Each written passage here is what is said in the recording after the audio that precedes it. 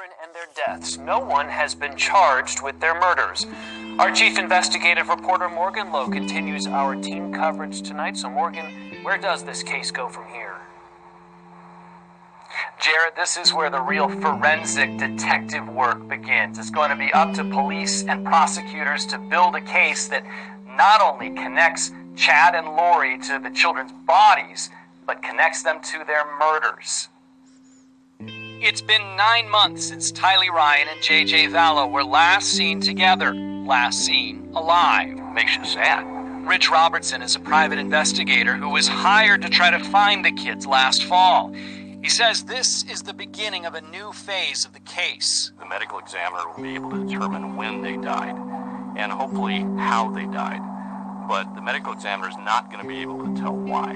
With Lori Vallow and Chad Daybell now behind bars, Robertson says their defense attorneys are going to start looking for alternate suspects. One could be Lori's brother, Alex Cox. Their defense very likely is going to involve him. Cox shot and killed Lori's ex-husband and is suspected of shooting at his niece's ex-husband. Cox himself is now dead, so he would be easy to blame. But Robertson, who has worked on dozens of high-profile cases, says Lori has already hurt her own defense with her behavior after her kids disappeared. If Alex Cox was the one who killed them, without Lori's involvement or knowledge, she would have been out looking for him for a month. Instead, she's telling stories and lying about where they were. Can you tell me where your kids are? Where are your kids? Just tell us where they are. Lori and Chad have put up a united front so far. But now that they are both facing the possibility of murder charges and even the death penalty, their cult-like connection could fizzle out.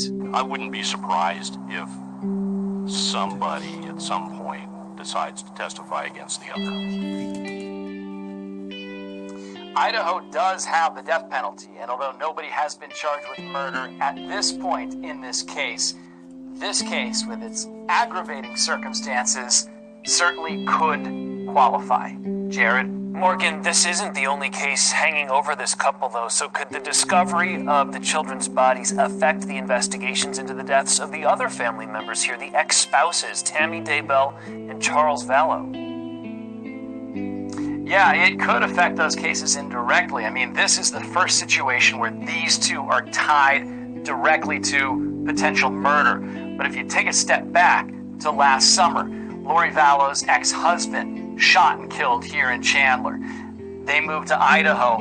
Lori's 2 children are murdered and their bodies are hidden. Then Lori and Chad buy wedding rings, and 2 weeks later, Chad's wife dies mysteriously in her sleep. Then shortly after that, Lori's brother dies mysteriously, and he could have been a witness to all of this stuff. So you've got witnesses that could potentially come forward or be turned, and you have a lot of opportunities here to turn Chad and Lori against each other. So yes, all of these cases related, and they could affect each other. Such a complicated case.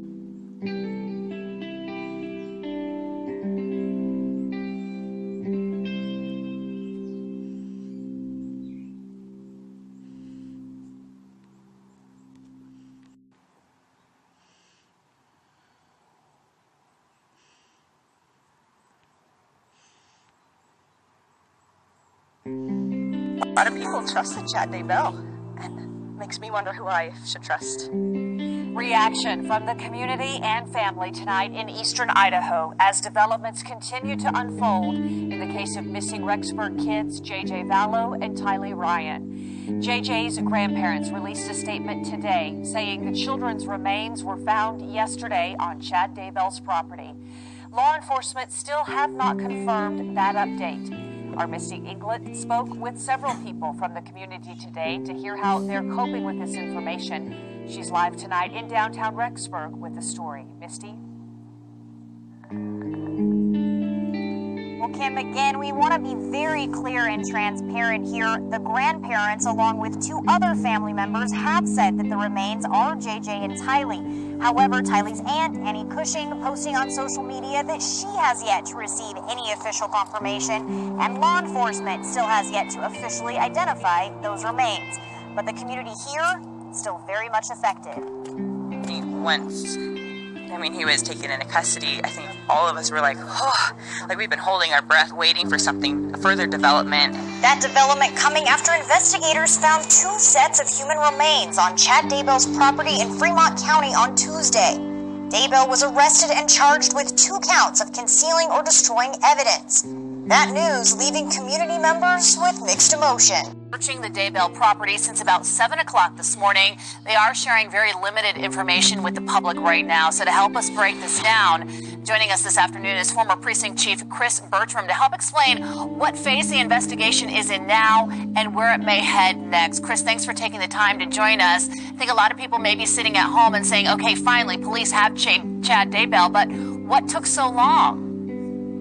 Typically investigations like this where we've got missing, they are very complex, and we have to remember that during that first search warrant 5-6 months ago, there was information that was gathered, evidence that was potentially gathered. They're coming back today to follow up on that information, let alone what they found out in the last 5 months. Now, we heard that there's been some heavy equipment and some digging in the backyard at Chad Daybell's home, Chris. What sort of requirements or warrants would police have to get to be able to conduct that type of work? Right, and it's hard to say what warrants they got, but they could have initially started off with just the warrant to go on the property with the cadaver dog. And if that dog indicated, based on its training, they could go back immediately, have a search warrant ready to go to start to dig into the ground.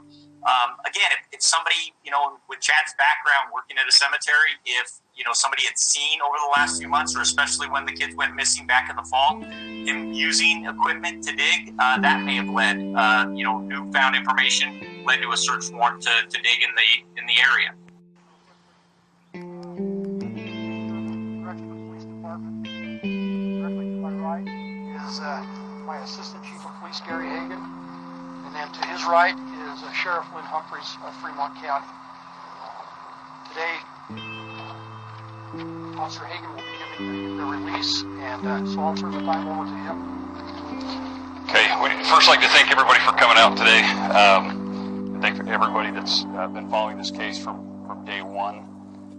This has been a very trying thing for everybody involved, and we just want to emphasize how thankful we are for everybody. Again, my name is Assistant Chief Gary Hagan. Spelling of my last name is Hagen, H-A-G-E-N. Wanted to give a brief press release today about some events that have occurred today in regards to our missing children's case of Tylee Ryan and Joshua Vallow. This morning we served the Rexburg Police Department and the Fremont County Sheriff's Office and the FBI served a search warrant in the 200 block of 1900 East here in Fremont County, also known as Chad Daybell's residence. Throughout the investigation, detectives and investigators have recovered what's believed to be human remains that have not been identified at this time. We are not going to answer any questions at this time. Home of Chad Daybell, whose wife Lori refuses to say where her 2 missing children are, or even if they are alive. It's a heartbreaking development in a case that has gripped America. Police gave few details in a brief roadside press conference. Investigators and detectives have recovered what's believed to be human remains that are not identified at this time. I do want to add that Chad Daybell, who resides at that residence, has also been taken into custody for questioning. 51-year-old Daybell was seen being led away from his home. No charges have been filed. His wife is Lori Daybell, who is already behind bars and who is refusing to reveal the fate of her children, JJ and Tylee. In the missing kids investigation goes before a judge today. Chad Daybell's court appearance comes after authorities say they found 2 sets of children's remains at his home. He's charged with destruction or concealment of evidence, knowing the remains were about to be discovered. You understand your legal rights, is that correct? Bail was set at $1 million. Daybell married his wife Lori 6 weeks after her 2 kids were last seen alive.